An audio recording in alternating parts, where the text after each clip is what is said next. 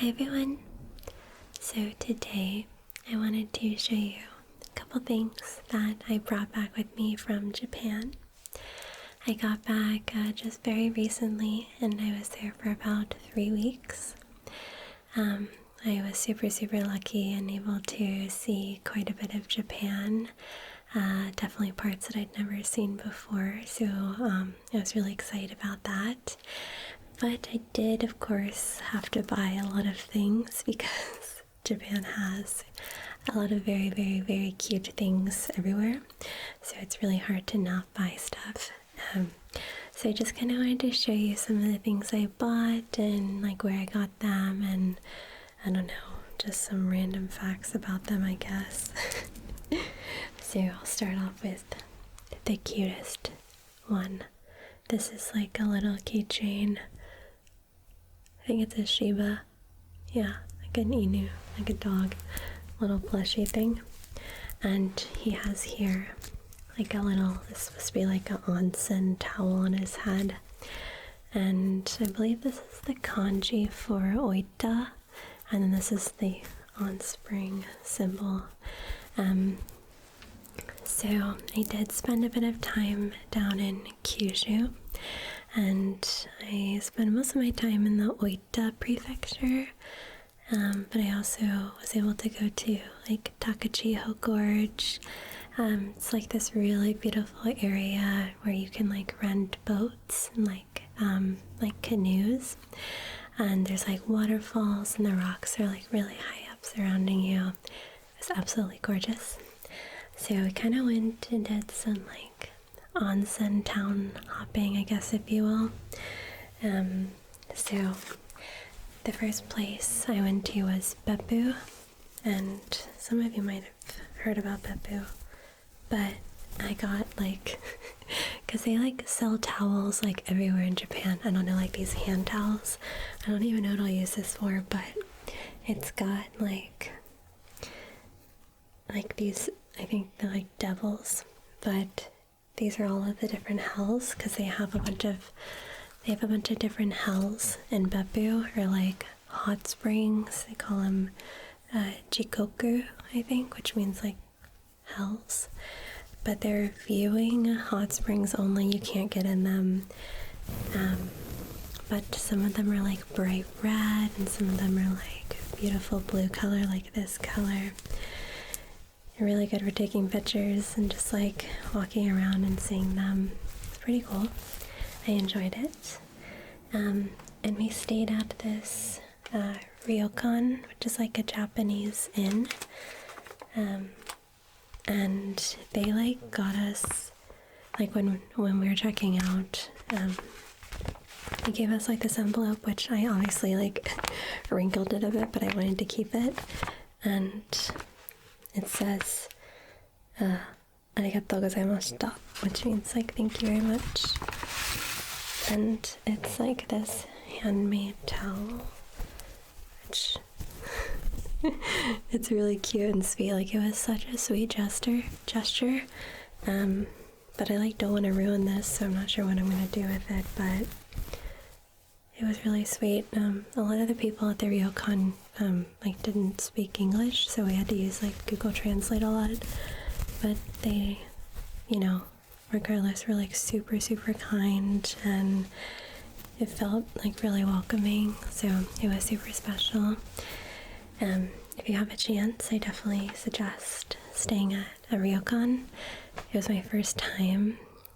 I didn't get to stay at a Ryokon last time I was in Japan because I was on like a super like backpacker budget trip, which I think you could probably stay at a Ryokon for still like not super expensive, but I just didn't. I don't know why.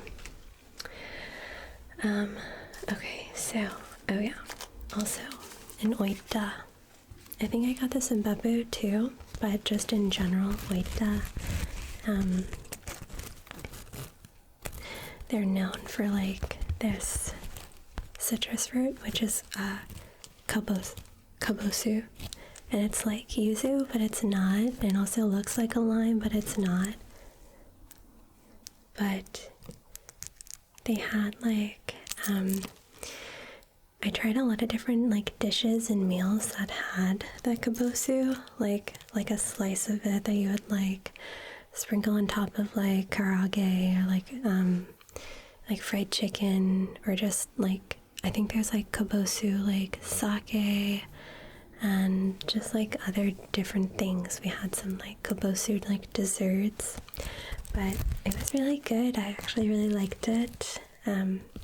So I guess the fruit is like only grown in Oita Prefecture, so they're like all about it. It's like everywhere.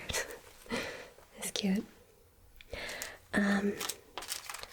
So after Kyushu, I went up to Kyoto, which is, a very popular city to visit in Japan.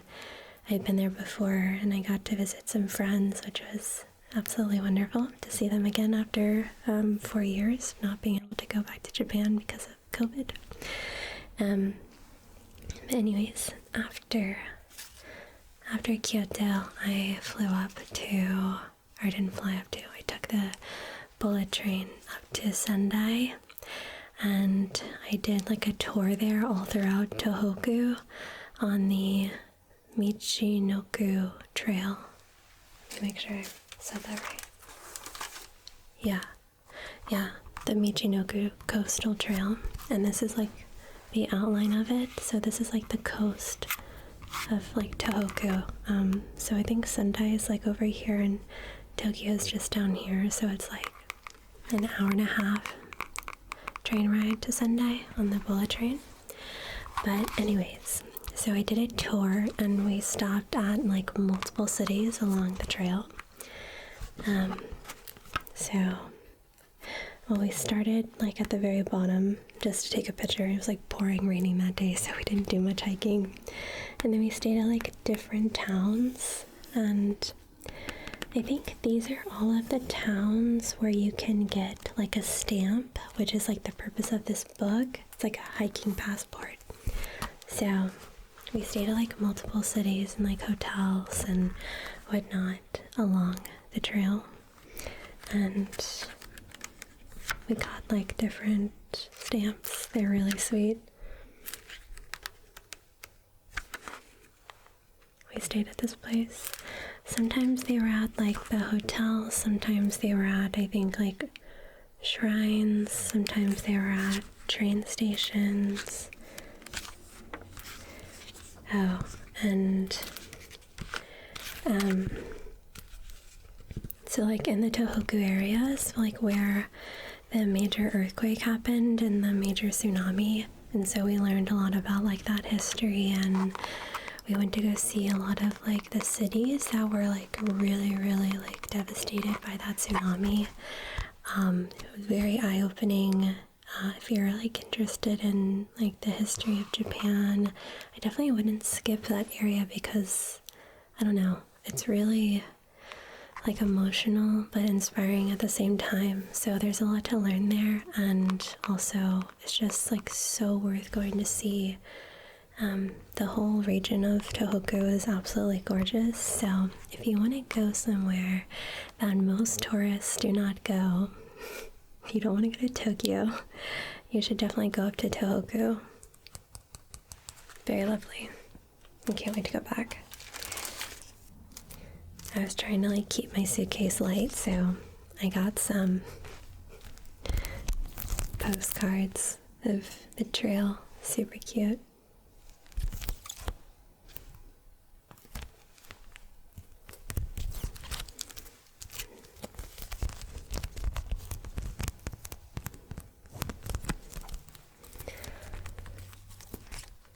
You can like hike along like the beach, like right along the coast, in the woods. Like there's a lot of different parts of the trail, which is really interesting. It's definitely one of the coolest hiking experiences I've done. I really like to hike, so it was fun. And then one day we did like salt making. So we went to like this,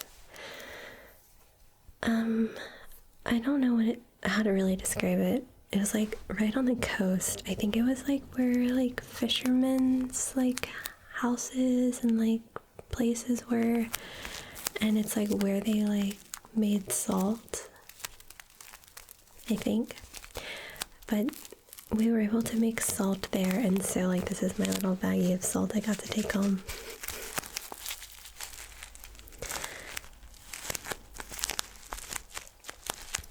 But so like you like scoop out the salt from the water and like put in a strainer, and then you take it and you like fry it in a frying pan. So we're just all like, everyone in the group is just like standing around like saucepans, and we're all just like frying and stirring our salt. It's so funny. Just to where I guess it gets to the perfect texture and dryness, and then you can package it up and eat it. But yeah, like here's like kind of a small picture, I don't know if you can see that, of where you like scoop out the salt from the water. So yeah, that was a really interesting experience. I haven't used any of this salt yet, but I did taste it when we were making it. Pretty good. Also, I don't know if any of you guys drink sake, but I like got this like a wooden thing that people drink sake out of. They actually said that they just like pour the sake in here and just drink out of it. I'm not totally sold on that. But when I did like a sake tour in Kyoto, and they put like the shot glass in here and then poured the sake into the shot glass and like overflowed it into this wooden thing. And then I didn't actually see the girl drink it, but I assume she like drank the rest of the sake. But yeah, I've always been curious about this process, but yeah, so I was actually like wanted to get one of these, and someone gave it to me during my trip. So maybe I'll try drinking sake out of it one day, I don't know. So I went to Hokkaido. It's the northernmost island of Japan for an event, and upon like arrival at the airport, I like got my bag and I was like walking out the door because I was with a group, and like all of a sudden there was like a bunch of like young, I guess Japanese high school students. Maybe they were older, they seemed pretty young, and they like were greeting us and like had like banners that said like welcome to Hokkaido, and they put like all of these, like I had a few more like these origami necklaces around my neck, and unfortunately I kind of crushed some of these while I was on the airplane, but it was just like the cutest thing. Yeah, it was just really nice and like special, and like it had been such a long travel day, like I was so exhausted, and it was freaking hot in Japan, like it was so hot. Wow, yeah. So it's like on top of like the hiking and just traveling, like it was hot. But earlier that day I had like some really good banana ice cream. It was so delicious. But anyways, yeah. So I was like really tired when I got off the plane. And then I had all these people like being so sweet and nice and like giving me necklaces, and I was like, okay, I'm happy again. Fine. It was really cute.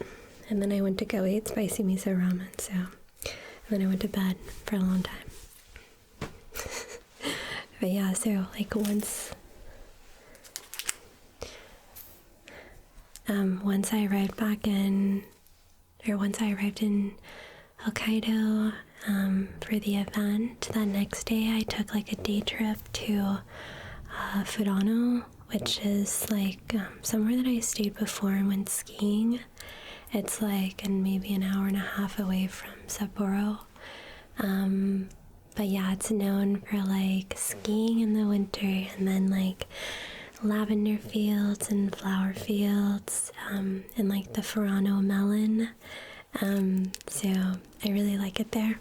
But I went to this museum and it had like these gorgeous paintings. I can't remember the name of the museum, but it was so pretty. Unfortunately, we had been like running behind schedule that day, so we only got to have like 20 minutes in the museum. So I was like, I'm just gonna buy some prints because I like was in love with like every single one of the paintings in there. They were so pretty. So I got this one, and unfortunately I like bent it just a little bit in my backpack. It was like really sad when I pulled it out, but I thought it was really pretty. I mean, it's like really simple but beautiful.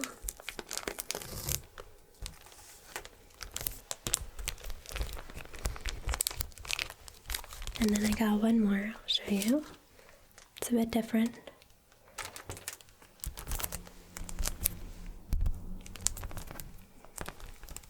Let me take it out of the packaging.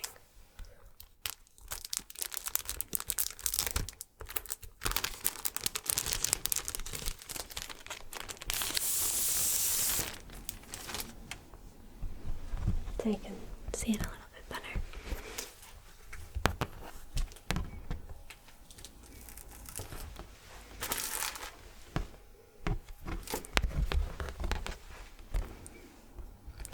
Isn't that just so pretty? It's like got the cherry blossoms are just like so beautifully painted. I really liked it. Yeah, so I'm excited to hang these up.